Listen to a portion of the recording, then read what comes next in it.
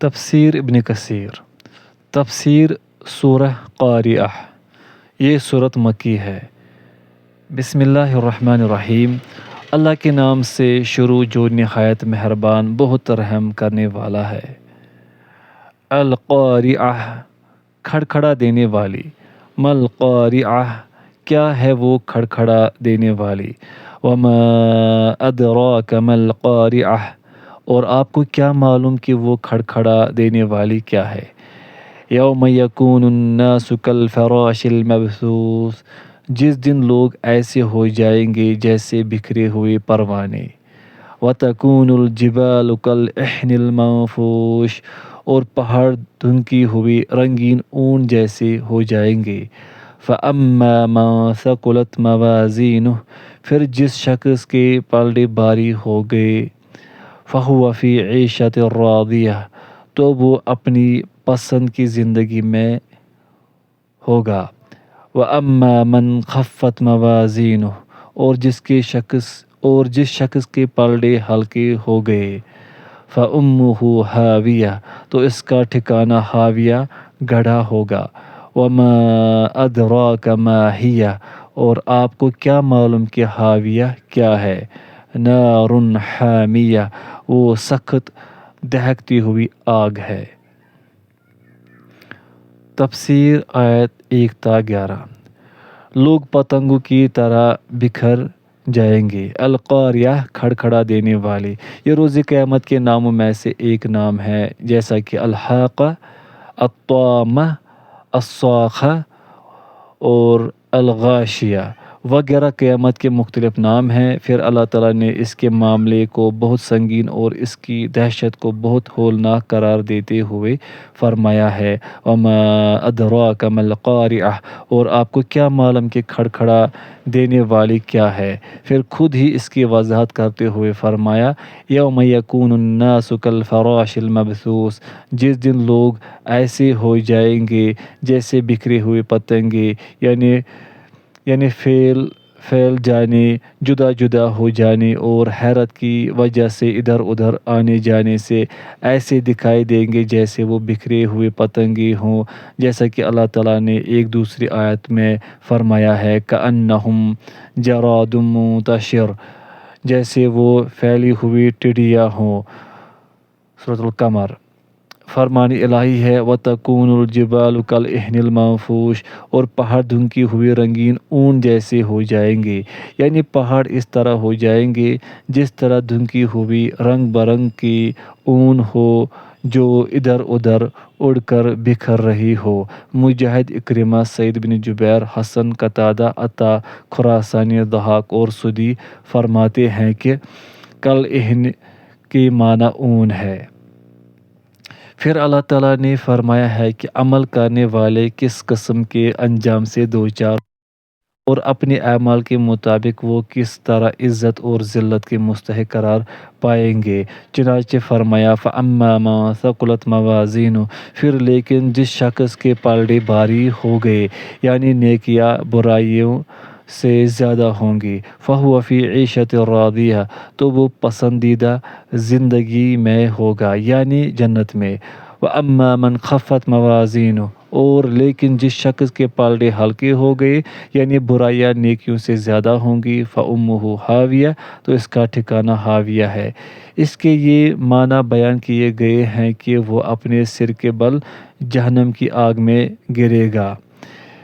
اسے اس کی الرأس یعنی دماغ سے تعبیر کیا گیا ہے، یعنی حضرت ابن عباس رضی اللہ عنہما، اکرمہ، ابو صالح اور امام قتادہ سے بھی اسی طرح مروی ہے۔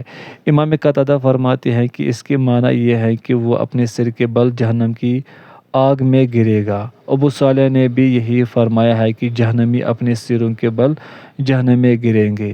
اس کے یہ معنی بھی بیان کیے گئے ہیں کہ اس کی ماں جس کی طرف یہ لوٹے گا اور قیامت کے دن جس کے پاس ٹھکانہ حاصل کرے گا وہ ہاویہ ہے، اور ہاویہ جہنم کے ناموں میں سے ایک نام ہے۔ امام ابن جریر فرماتے ہیں کہ ہاویہ کو اس لیے کہا کہ اس کے سوا اس کا کوئی اور ٹھکانہ ہی نہیں ہوگا۔ ابن زید بھی فرماتے ہیں کہ حاویہ سے مراد جہنم ہے، یہی اس کی ماں اور اس کا وہ ٹھکانہ ہوگا جس کی طرف وہ رجوع کرے گا۔ اور پھر انہوں نے قرآن مجید کے یہ الفاظ پڑھے، وَمَأْوَاهُمُ النَّارُ، اور ان کا ٹھکانہ جہنم ہے۔ سورہ آل عمران۔ امام ابن ابو حاتم نے حضرت قتادہ سے روایت کیا ہے کہ حاویہ سے مراد جہنم ہے اور یہی ان کا ٹھکانہ ہوگا۔ اور آپ کو کیا معلوم، اسی لیے خود بھی اللہ تعالیٰ نے حاویہ کی وضاحت کرتے ہوئے فرمایا ہے، وَمَا أَدْرَاكَ مَا هِيَ نَارٌ حَامِيَةٌ، اور آپ کو کیا معلوم کہ حاویہ کیا ہے؟ وہ سخت دہکتی ہوئی آگ ہے، یعنی جس کی حرارت بہت شدید ہے اور بہت طاقت اور قوت سے بھڑک رہی ہے۔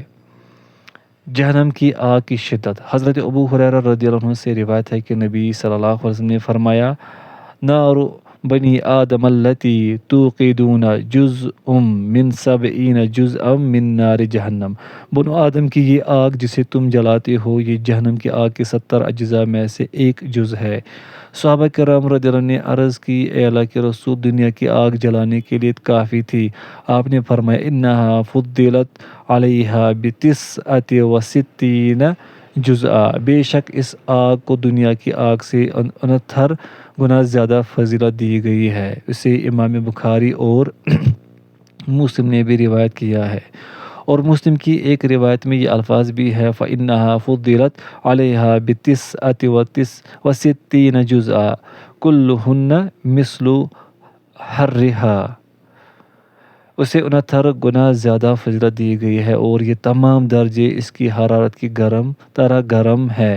امام احمد رحمہ اللہ نے حضرت ابو ہریرہ رضی اللہ عنہ سے روایت کیا ہے کہ نبی صلی اللہ علیہ وسلم نے فرمایا، ان اہون اہل النار عذابا من لہ نعلان یغلی منہما دماغہ، جہنمی میں سے سب سے ہلکا عذاب اس سے ہوگا جسے جہنم کی آگ کے 2 جوتے پہنائے جائیں گے مگر شدت حرارت کی وجہ سے اس کا دماغ تک کھولتا ہوگا۔ صحیح بخاری و مسلم میں حدیث ہے، رسول اللہ صلی اللہ علیہ وسلم نے فرمایا، اشتاقت النار الى ربها فقالت یا ربی اکل بعضی بعضا فأذن لها بنفسین، نفس فی الشتاء ونفس فی الصیف، فأشد ما تجدون فی الشتاء من بردها وأشد ما تجدون فی الصیف من حرها۔ آگ نے اپنے پروردگار سے شکایت کی تو کہنے لگی، میرے پروردگار، میرے بعض حصوں نے بعض کو کھا لیا ہے۔ تو اللہ تعالیٰ نے اسے 2 سانس لینے کی اجازت دے دی، ایک سانس موسم سرما میں اور دوسری سانس موسم گرما میں۔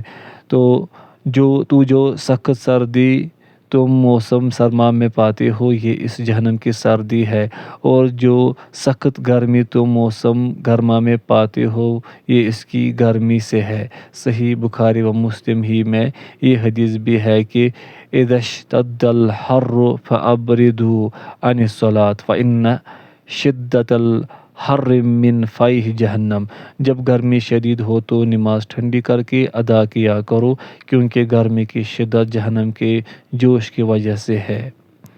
سورہ قاریہ کی تفسیر مکمل ہو گئی ہے، وَلِلَّهِ الْحَمْدُ وَالْمِنَّةُ۔